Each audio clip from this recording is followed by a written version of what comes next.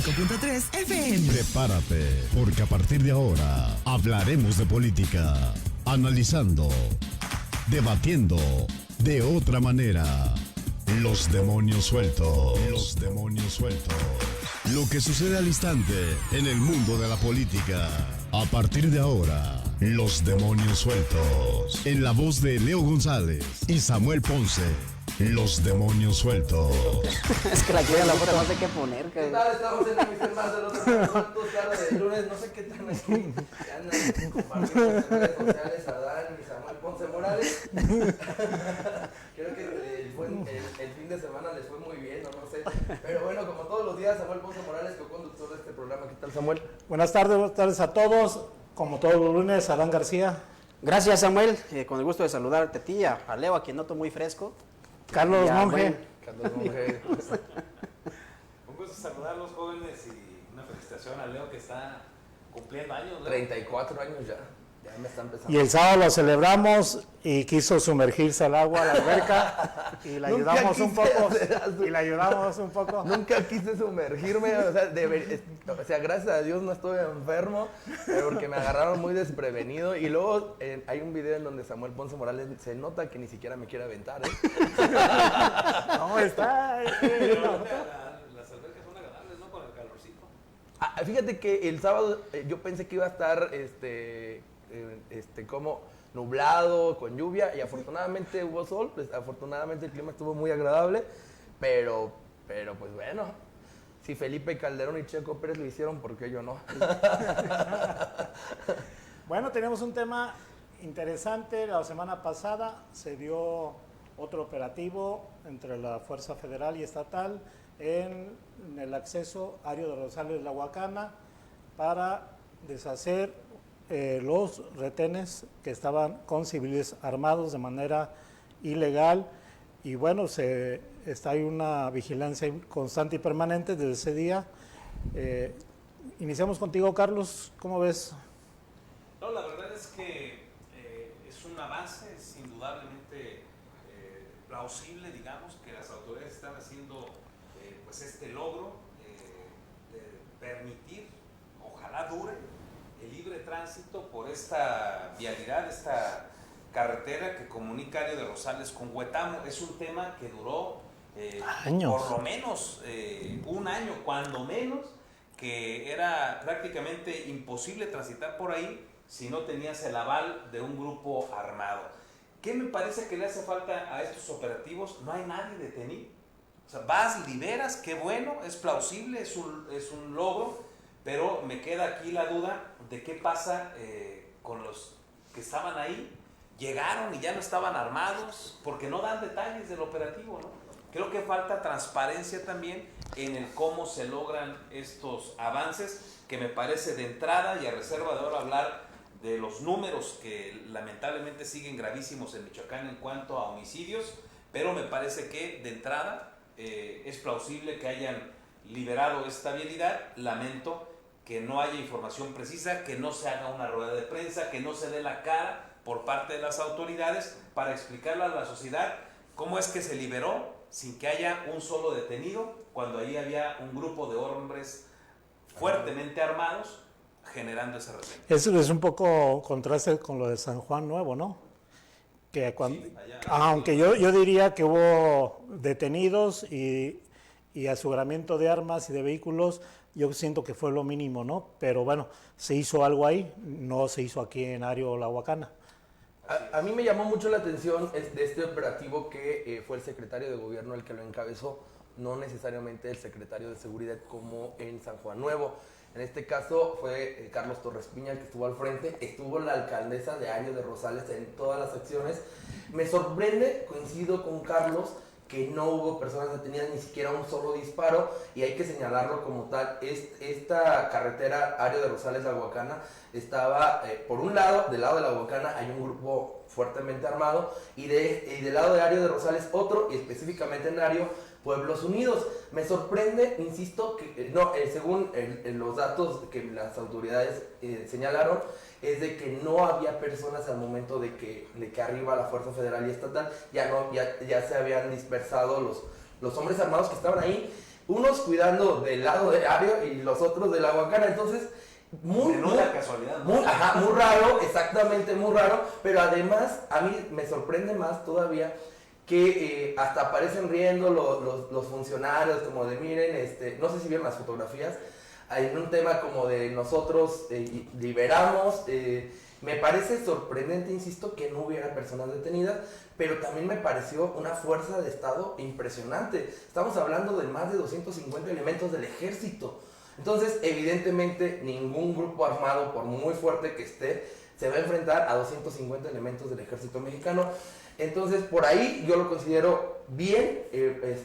Me sorprende, ahora sí, me sorprende la presencia de Torres Piña, que es el segundo al mando del gobierno del Estado. Yo lo veo plausible, sí, por el lado de que finalmente esta narrativa de los abrazos no balazos en lo material no siempre es así. Lo que vimos en este fin de semana, en este operativo, fue una incursión por parte de las Fuerzas Armadas. Me parece pues muy bien alimentado por los elementos militares, principalmente, que son los que tienen la capacidad de fuego para poder realizarle frente al crimen organizado, porque estos de autodefensas pues no tienen más que el nombre, porque efectivamente lo que sabemos a partir de los reportes y los informes de inteligencia que han podido conocerse de las áreas de seguridad es que se trata de integrantes del crimen organizado disfrazado de grupos de autodefensa. Tenemos que ir a una pausa, según nos indica aquí el productor, pero al regreso, si me permiten, me gustaría incluso también contextualizar un poco respecto pues, a la historia de los grupos de autodefensa, porque esto se remota desde que inicia el movimiento en Cherán, sí, en el año 2010, y creo que de alguna manera explica el desarrollo que han tenido estos grupos y que es interesante comentarlo ahorita.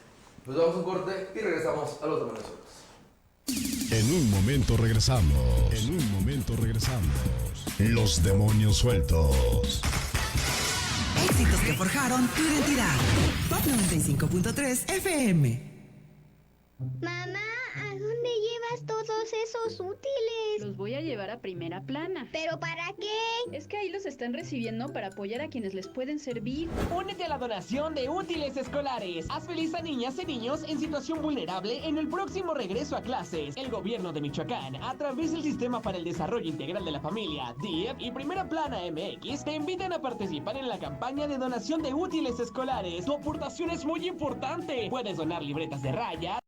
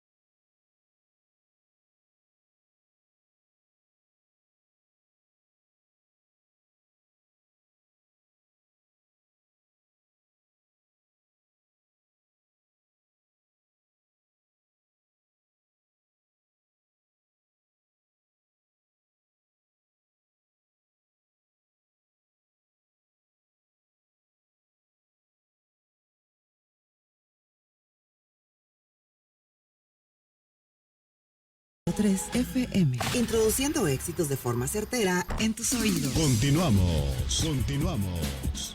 Los demonios sueltos.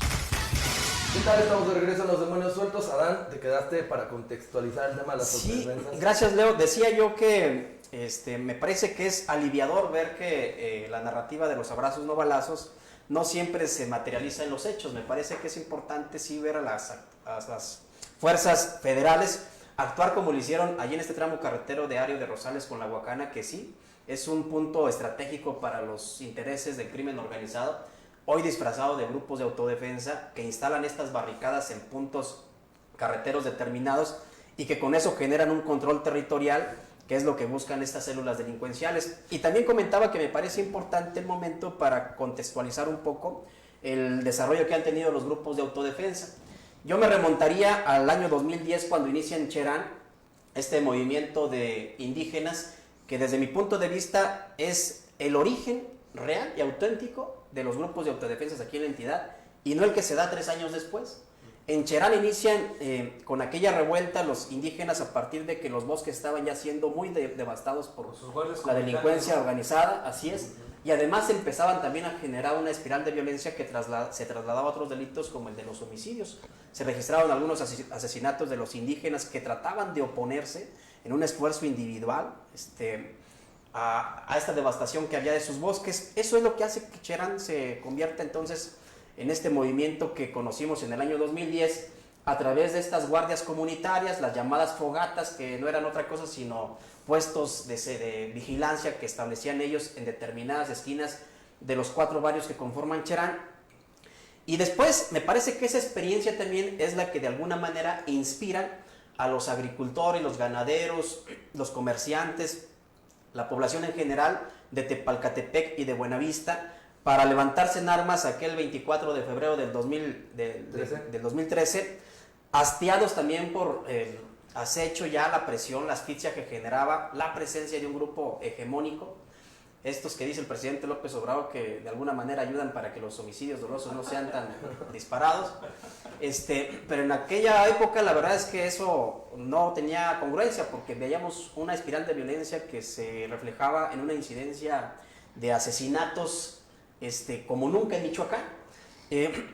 Y a partir de eso, bueno, se da también la incursión de las autoridades federales en este operativo, en esta estrategia, mejor dicho, que encabezó Alfredo Cervantes, Alfredo Castillo Cervantes, gracias Leo, Alfredo Castillo Cervantes, y que se consuma ya en el 2015 con la desactivación parcial, diría yo, de los grupos de autodefensa y las células que quedaron de esos grupos, sobre todo aquellos grupos que fueron apoyados por otros grupos criminales, específicamente procedentes de Jalisco, son los que hoy en día están, digamos, más fortalecidos, que siguen en este momento generando violencia, que están tratando de disputarle el control territorial a este grupo llamado Cártel Jalisco Nueva Generación, que poco a poco ha ido avanzando, conquistando territorios, pero todavía no a un nivel como lo tenían los caballeros templarios o la familia michoacana, que llegaron así, ser un cártel hegemónico aquí en el estado.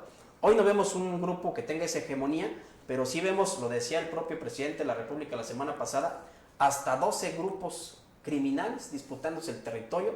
Y me parece que esto que vimos el fin de semana con el operativo en Ario de Rosales y la Huacán, y con eso cierro esta intervención, es un paso más de un camino larguísimo, porque esto no es definitivo todavía. No va a poder el ejército estar de manera permanente, estos 250 elementos allí en esa zona. Tendrán que, ¿no? Así es, entonces me parece que por lo menos es un paso aliviador que contrasta con esta estrategia de los abrazos, no balazos. Ojalá que sigamos viendo al ejército y a la policía estatal encabezando estas acciones operativas en otros puntos que también se requieren. De acuerdo a una... Perdón, voy a hacer un paréntesis, pero esto viene desde el jueves. El jueves da un manotazo primero la Secretaría de Seguridad Pública en Opopeo, que también había presencia o hay presencia de este grupo de Pueblos Unidos. Entonces arman una base interinstitucional, se le llama, con el ejército, la policía estatal, también con autoridades municipales, Guardia Nacional. Entonces ponen la base primero. Esto fue interesante porque yo luego ya no lo dimensioné, porque como primero van abriendo camino, digamos así, Salvador Escalante es paso obligado para Ario de Rosales. Entonces se me hizo muy interesante que primero pongan la base en Opopeo, que conecta que Pátzcuaro con Salvador Escalante, paso obligado para llegar a Pátzcuaro, entonces, y también de Pátzcuaro para Ario de Rosales.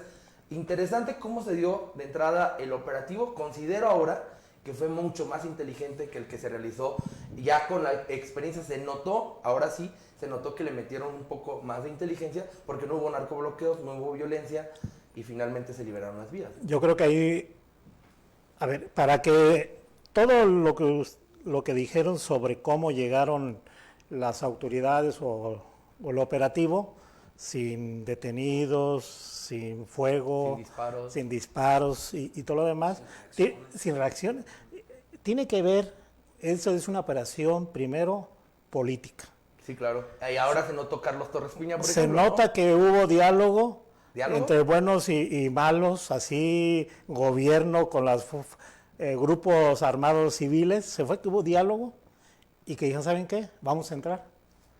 A ver, fíjate, eso está... Este punto era el que yo quería plantearles, porque vean otro antecedente importante. El presidente López Obrador en su mañanera había dicho que es mejor, de alguna manera lo dice, no, que haya un grupo predominante por entidad. Ajá. Y pone como ejemplo Sinaloa. Cuando hace esta analogía el presidente miente, porque dice que cuando hay un grupo hegemónico, bajan los índices. Se bajan los índices de violencia y homicidios. ¿Por qué miente? Porque Jalisco es el claro ejemplo de que miente. No pasa lo mismo, porque Jalisco hoy es, si no me recuerdo, el 6º estado de la República más violento y con más homicidios dolosos. Es decir, no todo lo que dijo López Obrador es verdad, pero cuando argumenta al respecto, maneja que Michoacán es el estado más violento del país. Sí. Y utiliza una gráfica tramposa, porque la gráfica que pone en la mañanera retrata Michoacán de enero a abril, pero deja fuera mayo y lo que va de junio. ¿Por qué es tramposa? Porque hasta abril, Michoacán en este año era el estado más violento de la República. Cuando le pones mayo y junio, es el segundo más violento. El primero es Guanajuato, el segundo es Michoacán. La duda es, ¿ese fue el mensaje? ¿Le habló al gobierno de Michoacán, a Ramírez Bedoya, al propio secretario para que le bajaran de gobierno, para que se fueran a dialogar con esos grupos de personas armados? ¿Ese fue el mensaje? Por eso el coscorrón del presidente al usar una gráfica tramposa terrible lo que dijo el presidente. No se puede, por ningún lado se puede observar o analizar de buena manera el que dé a entender, el que sugiera que haya un grupo criminal por entidad. O sea, qué terrible, porque además es falso. Los grupos criminales están en todo el país, según muchos análisis de inteligencia que se han hecho. ¿Qué pasó? ¿Qué hubo de fondo? Que, como dice Samuel, y coincido, hubo un trabajo de inteligencia previo o hubo un trabajo de diálogo con esos grupos que lograron que el día que llegó todo el ejército con todo este operativo y las autoridades locales, ya no había nadie. Menuda casualidad, ¿no? Y todo esto se da en el mismo momento en el que López Obrador parece, insisto, darle un coscorrón a Michoacán al señalarlo como una de las entidades donde prevalece el mayor número de grupos delincuenciales. ¿Cómo lo leen ustedes? Y bueno, pues ya dijo Samuel algo medio interesante, bueno, muy interesante. El hecho que te haya entrado a la alberca. No tiene sentido. No olvido tan rápido. Perdono, pero no olvido. Perdono, pero no olvido. No, evidentemente lo que dice Samuel es muy interesante. Por eso abrí diciendo que a mí me pareció muy interesante ver al encargado de la política interna de Michoacán en el operativo. De entrada porque pues él es el que se encarga de la política interna y no de la seguridad, porque hay una Secretaría de Seguridad Pública. Entonces verlo ahí, porque además es el segundo al mando, y al frente de la acción, sí me llamó mucho la atención, debo aceptarlo, porque no fue así en San Juan Nuevo. O sea, en San Juan Nuevo fue el secretario de Seguridad, apoyado con las fuerzas federales, y ya. Pero en este caso, pues fue el secretario de Gobierno. Pero además estaba la alcaldesa de Ario de Rosales. Entonces, evidentemente sí tiene que ver, evidentemente hay un toque político. Evidentemente, porque ahí estaban los funcionarios. Se tomaron la foto en la carretera diciendo... Y de ser cierto, tendrá que ser esa la manera. Que los gobiernos tengan que negociar lo voy a decir, con los grupos delincuenciales o armados. Lo voy a decir, hace como 3 años hubo una encuesta, no recuerdo quién la sacó, si La Voz o El Sol, pero una encuesta sobre los normalistas. Y decía la gente, como sea, pero ya estamos hasta, iba a decir hasta la madre, hasta el copete. No, sí, qué bueno que no se puede. No. Entonces, la gente también está cansada de ese tipo de situación y va a decir, como sea, es como sea. Y si esto da tranquilidad a la región, a la población, yo creo que ellos son... ¿Un grupo hegemónico? No sé, yo nomás digo que si eso da tranquilidad a este tipo de operación política... Yo creo que... Pero a ver, nomás rápido, Adam, pero a ver, imagínate, hay poblaciones, regiones, pueblos enteros que conviven de tú a tú con la gente del crimen organizado. Se sientan en la mesa, deciden un restaurante, conviven como si nada y saben quiénes son. Ya es una cuestión casi natural. Pero mientras no lo estén fregando, extorsionando, chantajeando, etcétera, yo creo que ellos se sentirían felices. Valga la... Hay una anécdota que ocurrió en el gobierno de Lázaro Cárdenas Batel, que de alguna manera explica también esto que estamos aquí comentando. Yo creo que ustedes recuerdan aquel episodio en donde integrantes de la delincuencia organizada secuestraron o privaron de la libertad a 2 paramédicos allá en la región de Tierra Caliente y estuvieron algunos días así, desaparecidos, no se sabía absolutamente nada de ellos. Era uno de los primeros casos que se presentaban de ese tipo, es decir, donde los criminales se metían ya con las áreas de la salud, con el personal médico. Ya después se generaron otros episodios, ¿no?, donde hasta entraron a hospitales a rematar a los pacientes. Pero este era uno de los primeros episodios y escaló a nivel nacional. Mediáticamente tuvo una carga muy considerable para el gobierno de Lázaro Cárdenas Batel. Con el paso de los días, los paramédicos fueron liberados. Llegaron a sus casas sanos y salvos, golpeados, pero sanos y salvos. Y lo que se conoció después a través de los reportes de inteligencia fue que el entonces gobierno estatal tuvo que echar mano de interlocutores, de intermediarios, para negociar con el grupo criminal de ese momento la liberación de estos paramédicos ante la presión social que había. A lo que voy es de que me parece que sería difícil de pensar y incluso hasta ingenuo, no considerar que siempre será una opción la negociación para todo gobierno ante los delincuentes cuando se trata de generar un entorno, digamos, de cierta o relativa tranquilidad o desactivar algún conflicto que ellos estén generando. Me parece que ese será un recurso siempre para ellos. No puedo asegurar, no tengo los elementos de prueba para así hacerlo, de que fue lo que ocurrió en esta ocasión, pero sí coincido con ustedes en que el hecho de que lleguen las fuerzas federales y estatales y ya no estén los civiles armados, pues sí, diría Santiago Krill, por lo menos se queda en el nivel del sospechosismo. Vamos a una pausa y así le vamos a poner a Leo que siga enviando mensajes. Vamos a una pausa y regresamos. En un momento regresamos.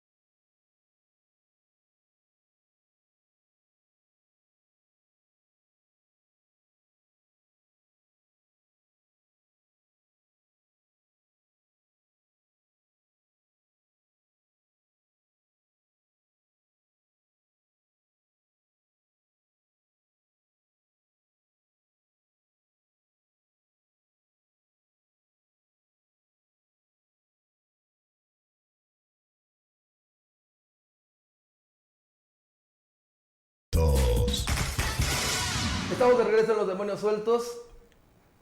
¿Sigues, Samuel? No, ahorita que termines con tus mensajes.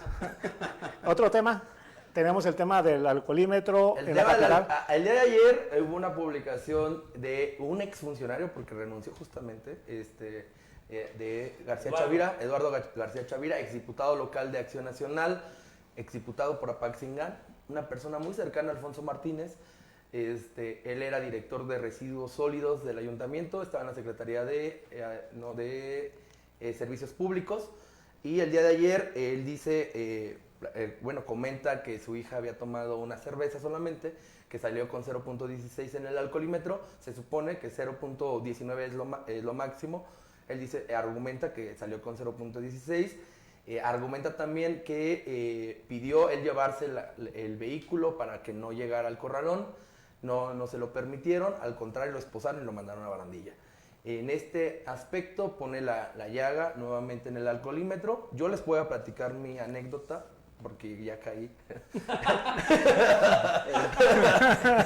Lo bueno es que no caíste el fin de semana. No, el fin de semana no agarré el carro. Yo sí dije, el fin de semana me voy a poner muy mal. Es mi cumpleaños, alguien vaya por mí y alguien me recoge y ya. Afortunadamente llegué con bien a mi casa y evidentemente estaba previendo que las consecuencias no fueran funestas, ¿no? En otra ocasión yo me había tomado unos tintos, había salido a cenar y me toca el alcoholímetro. Sinceramente pensé que sí lo iba a pasar porque pues dije yo aguanto. Y aparte periodista. No. El mejor reportero de Michoacán. El mejor. Tampoco me bajes del nivel. Era el mejor periodista. Y lo dije el fin de semana y además el más guapo. Digo, ya si vamos encarrerados, ¿no? Y luego llegas con la patrulla. No, y todo el operativo, me hacen la prueba de alcoholemia. El médico que me hace la prueba me dice, ¿sabes qué? Saliste con 0.52, te ves bien, pero ya no puedes llevarte el carro porque pues ya excedes los límites. La verdad se portaron muy bien, al menos a mí, el trato hacia mí fue... ¿Era municipal? Era municipal. Me dijeron, se van a llevar tu carro y bueno, pues pide un Uber o pide a alguien que venga por ti, ¿no? Se portaron bien. Evidentemente yo también preveía esta acción de que te graban todo. De entrada, llegas a un alcoholímetro y todo está grabado. Absolutamente todo, porque ya los policías cargan cámaras para grabar y documentar todas las acciones. Ahí me tocó ver a una muchacha, una joven, que cayó en el alcoholímetro, aparentemente hija de un funcionario estatal, cómo se puso agresiva. Ella traía más de 0.100 de alcoholemia. Estaba muy mal la chica, vi cómo pateó una patrulla, vi también cómo cayeron personal de la fiscalía, mientras yo estaba esperando el vehículo para irme, también vi cómo se portaron prepotentes contra los policías, o sea, evidentemente estos fines de semana, evidentemente los fines de semana son así en los alcoholímetros, y justamente por este tipo de personas todo está grabado, para evidenciar, una, la forma en que actúan los policías, y otra, cómo actúan también los ciudadanos. Lo de García Chavira sí me sorprendió, una porque aparentemente es una rencilla personal con uno de los funcionarios que están aquí en estos puestos, pero yo terminé pagando más o menos cerca de 7,000 pesos, lo que son 5,000 y algo de multa. Acepté a la juez que sí me había tomado unos tintos, me dijo la juez, pues bueno, te va a tocar hacer servicio comunitario y demás. No me mandaron a Barandilla, porque estaba consciente de que pues sí, había tomado y demás. Me sorprende lo de Eduardo García Chavira, uno, porque pone la llaga nuevamente en el alcoholímetro, pero si lo dimensionamos en otras ciudades, por ejemplo, como Guanajuato capital, ahí no te salvas de Barandilla. Son 72 horas de Barandilla de cajón.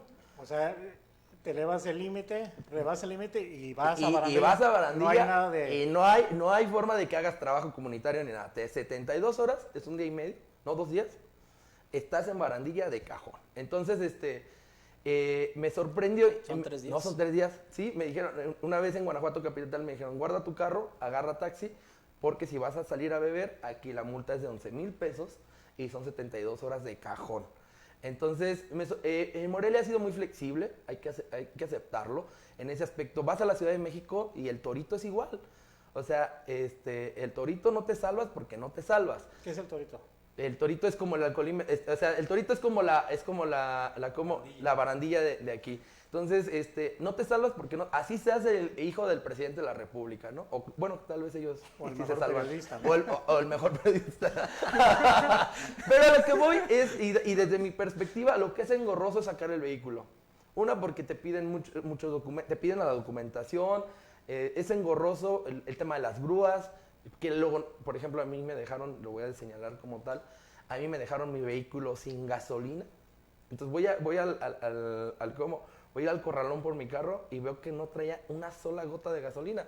Entonces sí dije, oye, o sea, aparte de que pues la multa no es barata, bueno, no es barata para mí, para gente que tiene mucho dinero seguramente sí, pero para mí no. Entonces es engorroso. Él habla de que los policías se portaron prepotentes. Considero que hay que revisar el video que también hay en el ayuntamiento. Pero bueno, evidentemente es una policía que se supone está capacitada, porque considero que son los mejores policías del estado en lo que respecta al tema municipal. Están capacitados y están bien armados, tienen aparentemente buenas patrullas.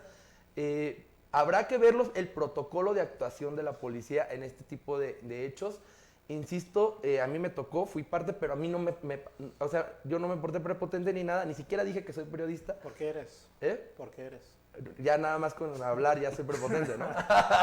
No, a eso me refiero a que finalmente a mí no me trataron mal en lo absoluto. Pero tú tampoco vistes que a los demás casos que estabas viendo en ese momento. Fíjate que la chica, vi como una chica que cae en el alcoholímetro, iba sola, manejando, con más de 100. Más de 100 en el alcoholímetro, le dicen, ¿sabes qué? Deja tu carro, y ella se pone toda mal, ya muy ebria, y empieza a patear a una patrulla. Entonces, a lo que voy es, en ese tipo de casos, evidentemente, qué bueno que le quitaron el vehículo a la chica. O sea, evidentemente funciona, porque tal vez se pudo accidentar ella o pudo provocar un accidente. Si lo vemos desde el tema de la prevención, no es malo el alcoholímetro. Habrá que ver el protocolo de cómo en la actuación de los elementos de la policía, pero es necesario, pues sí es necesario. Yo no voy a decir esto rápidamente, habrá que ver lo de García Chavira, su actuar de él, porque él alza la voz y todo lo que dice, si lo embonas, dice, pues sí tienes razón, eso si le cree uno a ciencia cierta. Habrá que ver la otra parte. Está todo grabado. Entonces también eso, porque el hecho que les haya dicho corruptos, saber que la manera en que se lo dijo, la manera en que se enojó. Si lo sube a redes sociales y lo señala, caray, para hacer algo así debes de tener un nivel de certeza, si no te vas a dar un quemadón de tu vida, si salen los videos que ponen en evidencia una situación irregular que presuntamente haya cometido él. Ahora el berrinche, yo diría un acto de niño, infantil, renunciar a su cargo. Dices, no manches, si trae una confrontación con alguien, pues debe de medirle, pero renunciar a un cargo nomás por ese tipo de actitud, denostar todo un gobierno, toda una corporación, renunciar por ese momento. Evidentemente hay conflicto con Alejandro González Cusi, sí. Que Alejandro González Cusi tal vez es el funcionario más criticado del gobierno de Alfonso Usted está más expuesto, sí. No sé si por el trabajo que está haciendo, que molesta finalmente, pero que es necesario, o si de plano ha cometido pifias. Yo creo que sí hay unas dos ahí importantes, y vamos a ver qué decisión toma Alfonso con él. Pero el otro que señala es una acusación también complicada. Muy fuerte. Contra una persona de nombre Igor Gutiérrez, Igor. no mal recuerdo, que señala que no es ni mexicano y que presuntamente está participando de este tipo de operativos. Y que no está en la nómina o no está. Que no está en la nómina y que trae una presunta irregularidad. Pero el señalamiento dijo, el señalamiento es muy duro. Él es el que trae la conexión con la delincuencia en Morelia. Así lo dijo tal cual. Y con las grúas, ¿no? Miren, a mí me queda una duda en todo este operativo cuando leo que García Chavira dice que él lo que pretendió fue llevarse el vehículo de su hija. Yo no me ha tocado a mí que estar en el alcoholímetro, como ahora refiere Leo, pero he conocido anécdotas, por diversas razones, de personas que cayeron ahí, que le dijeron, oye, vienes alcoholizado, ya no puedes manejar, le dan la multa, evidentemente, y le dicen, ¿tienes quien recoja tu carro? Y hay quien ha hablado, y para evitar el pago de la grúa, esperan a una persona que el detenido en ese momento por alcoholímetro decida llamar y han ido y se llevan el vehículo. Ya no maneja el alcoholizado, maneja a alguien que fue a ayudarle a conducir. Si hay estas anécdotas, no hay ya. ¿Por qué a García Chavira no? O si se dejó de hacer y ahora es cincho todos al corralón. Lo que pasa, y les comento, evidentemente hay una irregularidad, sí hay una irregularidad en la que refiere García Chavira. Uno, porque la única forma en que te asegura el pago de la multa es recogiéndote el vehículo. No hay otra forma de asegurar el pago, porque... y esto evidentemente es parte... ¿Te pueden quitar la licencia o la tarjeta de circulación? Es parte de una irregularidad, o sea, exacto, porque ya no se pueden recoger, hay una ley que en donde ya no se te pueden recoger los documentos. Ya, o sea, ya, por ejemplo, y está más notable en el estado, te hacen una multa y ya solamente va a aparecer en la Secretaría de Finanzas cuando quieres realizar algún trámite, pero ya no te pueden recoger ni la tarjeta de circulación ni Pero ¿qué está haciendo el ayuntamiento? El ayuntamiento sí está cometiendo una irregularidad en este aspecto, no está haciendo cumplir la ley. La única forma que tienen para que tú pagues la multa del alcoholímetro es retirándote el vehículo. Una. Y dos, el tema de las grúas se me hace inverosímil por el tema de que te cobran 800 pesos. Digo, porque no solamente yo los pagué, o sea, yo sí pagué 800 pesos, no se me hace un cargo muy fuerte.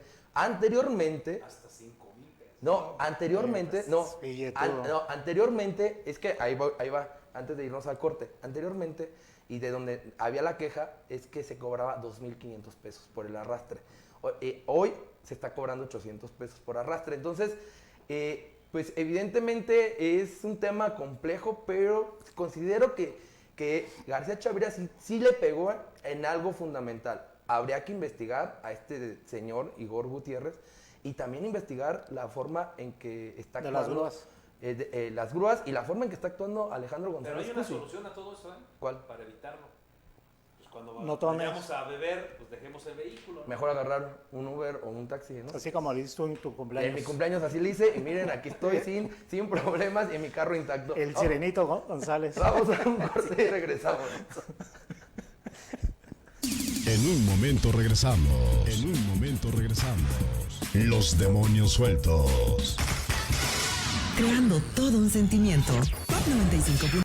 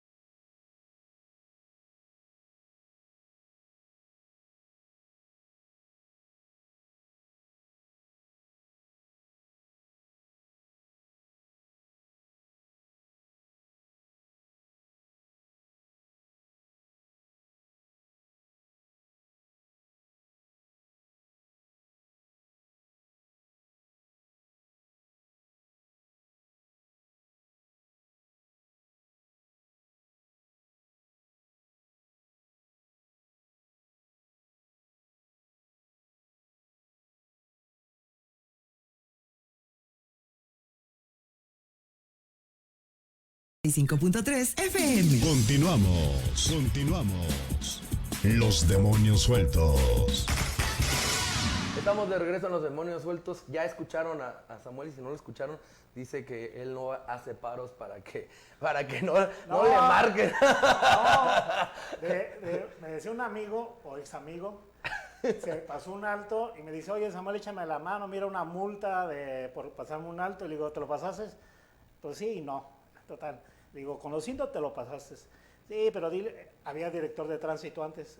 No, pues dile al director, a Lino, ¿qué? Lino, ahorita me acuerdo. Gasca. Y le digo, sí, era mi pero compita. a mí, lo va a decir esto, pídeme un favor, si tuviste un accidente, pasó esto, chocas tu carro, algo, pero no me pidas por esto. No, entonces ¿Y en que... ese momento eras funcionario de gobierno? No, era gestor. No es cierto. No, normalmente yo creo que a todos aquí 4 nos han pedido favores como periodistas para facilitar algún trámite o ese tipo de situaciones. Y le dije, ¿sabes qué? Elegante lo dijo, ¿no? Facilitar un trámite. Pero no somos facilitadores de nada. No, digo que alguna vez la han pedido a la gente y nos toman como facilitadores. Entonces le dije, no, yo voy a pagar la multa. Y se sintió conmigo y me dejó de hablar. Era de 300 pesos más o menos, ¿no? Eran como 180. Ajá, porque si pagas... Sí, entonces son cuestiones de ahí, de cierta prepotencia, y él puede pagar eso y más, pero quería sentirse como importante, influyente, o que se le apellizcaba a tránsito, no sé. No, lo bueno de todo esto, la verdad es que ahorita estamos hablando sobre un supuesto, ¿no? Nada más tenemos una versión, falta que la autoridad transparente todo el tema de las cámaras. Yo siento que apenas le va a venir el madrazo, el golpe. Si García Chavira mintió, exageró o no platicó el total de lo que sucedió y las cámaras lo ponen en evidencia, creo que le va a ir muy mal. Si tiene razón y todo es como él lo platicó, entonces estarán en una situación crítica algunos funcionarios de la policía, pero si las cámaras dicen lo contrario, creo que habrá perdido una batalla importante. Por lo pronto, los elementos de tránsito traen estas famosas cámaras o dispositivos corporales que graban pues en tiempo real todo lo que está sucediendo. Me parece que esa es una evidencia que la autoridad tendrá. Creo yo, abonando a lo que ya ustedes comentan, que sí, lo que dice el exdiputado es sumamente grave. Yo creo que el que está obligado, el que acusa está obligado a probar. Me parece que García Chavira lo deja así nada más muy superficial ante la delicadeza del tema. Habla incluso de un tema de extorsión, de amenazas, habla de una amenaza de muerte, porque dice ya que teme por su integridad, por su vida, la de su familia. Me parece que es muy grave lo que señaló en las redes sociales, solamente ahí lo dejó. Hubiese sido interesante que ya tomara el paso inmediato de presentar una denuncia penal, para que haga llegar a la autoridad correspondiente los elementos de prueba que tenga a su alcance. 2, me parece que el alcoholímetro es un tema necesario. Un mal necesario, ¿no? No diría un mal necesario. Es una medida necesaria, obligada. Yo creo que sí hay todavía algunas cosas que se pueden mejorar. Me ha tocado, por ejemplo, ver que muchos ciudadanos que vienen de cualquier otra actividad que no haya implicado la ingesta de alcohol, les toca padecer las enormes filas que se forman también en los operativos. Como que falta ahí también instrumentar un poco más de logística para hacerlos más eficaces, pero son filtros que sin duda alguna tienen que estarse instalando para poder, pues prevenir accidentes. 2, también esos operativos sirven como un filtro para poder detectar algunas otras posibles irregularidades de quienes van circulando en ese momento en su vehículo. Pueden ser que se encuentren con un vehículo con irregularidades en su número de serie, en su matrícula, que eso conlleve a abrir una investigación o un hilo que conduzca a algún otro tipo de ilícito, que puede ser el robo de vehículo, que puede ser incluso algún nexo ahí con la delincuencia organizada, etcétera. Tiene varios fines, pero sí me parece que lo del alcoholímetro tiene que seguirse implementando. Pues obviamente nos molesta a todos, ya sea que hayamos o no consumido algunas bebidas, pero creo que es un mal necesario que tenemos nosotros que hacer conciencia como ciudadanos respecto a la necesidad de que se tiene que implementar, ¿no? Pero si hay un asunto de percepción, a mí me ha tocado, no me han detenido, pero por ejemplo, vamos saliendo, les doy un ejemplo, salía del cine en una ocasión, veníamos con mi esposa, con nuestra hija, y nos ven, nos piden bajar los cristales, te preguntan, ¿de dónde vienen? Vengo del cine, ¿verdad? Te echan así como que una revisada rápida, te ven que estás diciendo la verdad y te vas. Tal vez a quienes nos ven dudosos o es que dicen, a ver, párate, ¿no? Déjame checarte, o que perciben el aliento alcohólico, no sé. Yo creo que sí tienen una estrategia como para no castigar a toda O que la ven gente. envases, ¿no? También, Dentro del vehículo. también. Que en Estados Unidos, por ejemplo, no puedes ni siquiera traer una cerveza en tu vehículo. Esto no puede ser Estados Unidos. Creo que sí tiene ya alguna serie de elementos con los que están tratando de agilizar, pero a lo mejor les falta perfeccionar. A mí se me hace más delicado lo que reporta Leo. Llegar por tu vehículo y tu vehículo tendría que estar íntegro, que no le haya pasado, pero oye, pero llegas y te das cuenta que te bajaron la gasolina, eso lo tiene que corregir la autoridad. Y parece sencillo porque bastará con poner unas cámaras para que puedan estar ahí revisando, grabando en todo momento quiénes están accediendo a los vehículos para solucionar detalles como este. Creo que ahí es donde tiene que afinar la estrategia el municipio, pero indudablemente yo también soy de los que cree que es prudente, necesario tener alcoholímetros en Morelia. Lo voy a decir de esta manera.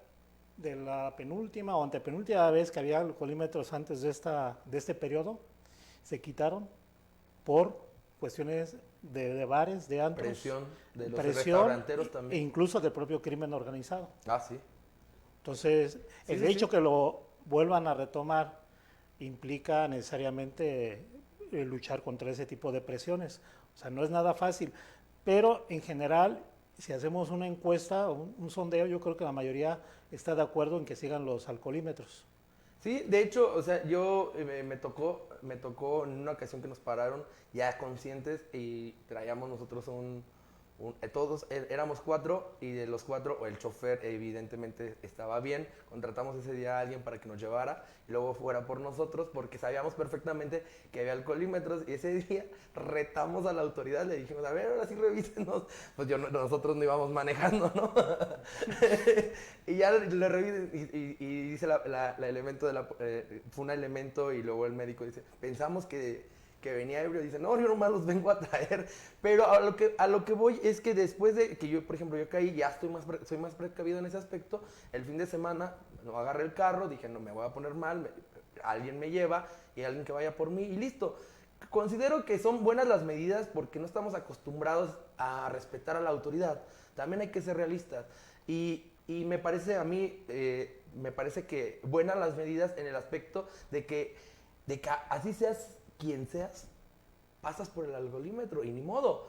Entonces, la medida es buena, tal vez... Y a los funcionarios decirles, hay que bajarle 2 rayitas, hay que ser humildes. A los, Oye, los y juniors. A los hijos de los juniors. Oye, cometiste una falta, hazte responsable, carajos, Sí. es el mínimo indispensable. Y no puedes llegar como papá sobreprotector, si fuera el caso, a tratar de resolver el tema con una... Lo que yo vi, o sea, me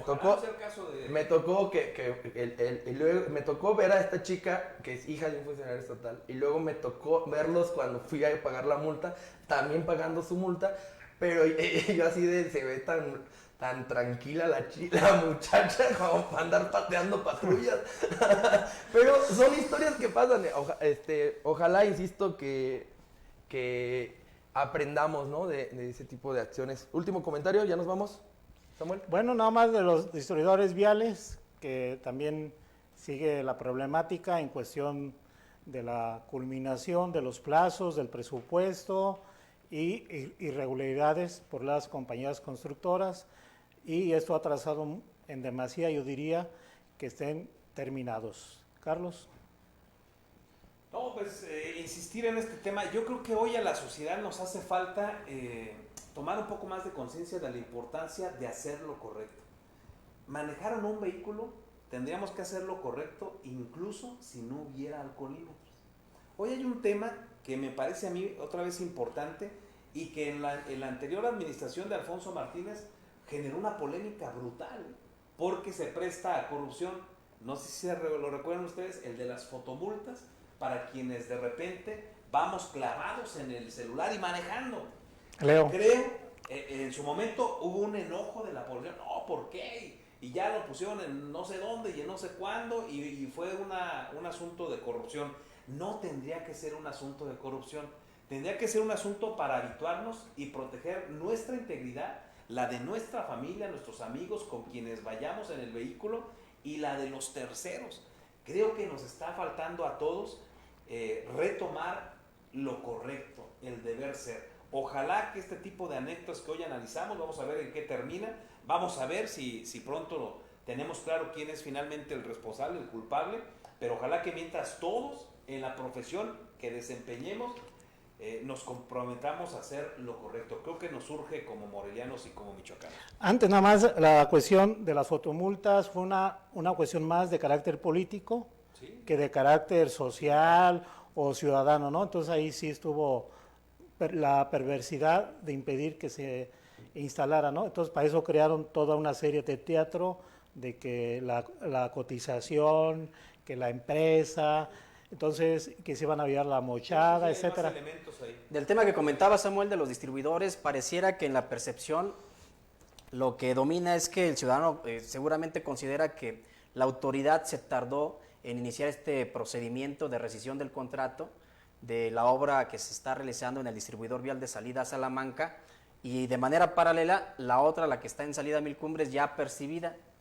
Hoy explicaba la autoridad estatal, el gobernador, el secretario de Obras Públicas, el por qué apenas se estaba tomando esta determinación, y lo que decía pues era que la norma te indica que este procedimiento se aplica únicamente cuando la empresa tiene ya un 15% más de incumplimiento del contrato original o de la prórroga que se le haya otorgado, y es por eso que iniciaron ya con el procedimiento de rescisión del contrato de esta obra en salida a Salamanca, la empresa que se adjudicó la obra, y está en puerta también la de Mil Cumbres, está en veremos porque esa empresa tiene únicamente el 8% de incumplimiento todavía. Me parece que en ese sentido, la ley sigue siendo todavía muy benévola para estas empresas, porque estamos hablando de ahí una afectación brutal a la ciudadanía. Son dos obras que están ahí rezagadas, bueno, incluso ya una de ellas hasta inundada, y eso ha impedido que podamos tener en el anillo periférico pues una movilidad mucho más eficaz, que es el objetivo de estas dos empresas, y llama también poderosamente la atención, y ojalá que hubiera por ahí también mayor información por parte de las autoridades respecto a estos anticipos jugosos que se entregaron a las empresas encargadas de las obras, de hasta el 60%. Inusual, totalmente inusual. Inédito. Sí. Habrá que investigar, definitivamente, coincido. En tu columna Libre Expresión lo manifestaste muy puntualmente de que había un incumplimiento de las empresas. Huele a corrupción. Huele a corrupción, evidentemente. Huele, hay que comprobarlo, hay que demostrarlo. Pero hay un incumplimiento real, eso es evidente, y es evidente también que no van a entregar las obras. El gobernador como que no se quiso meter mucho en ese tema, pero sí deslizó un dato interesante. Dijo, lo más seguro es que estas empresas le apostaron al otro gallo, no dijo Carlos Herrera, dijo al otro gallo, y pues ahí están las cosas. Pero a ver, de todas maneras hay una actuación muy laxa de la autoridad, porque a ver, en el caso de Mil Cumbres, que es donde traigo más los elementos ahorita, los datos, pidieron una prórroga para el 9 de julio y se las dieron. Todo mundo, sin saber de ingeniería en esa materia, veíamos y sabíamos imposible que terminara el 9 de julio. Bueno, ya pidieron otra prórroga el 30 de julio. Está claro que no van a terminar. Yo creo que en un año y medio todavía no. La duda es, ¿por qué no hay sanciones en la de Mil Cumbres? ¿Y por qué sí se pusieron ya enérgicos en la de Salamanca? Con ese argumento solo del que hay más de retraso del 20%, no me quedo conforme. Agradecerles que nos hayan acompañado el día de hoy. Adán, Carlos, gracias. Gracias. Esto fue Los Demonios Sueltos. Que tengan un excelente día. ¿Y por qué no vienes bien? Llegamos al final. Es tiempo de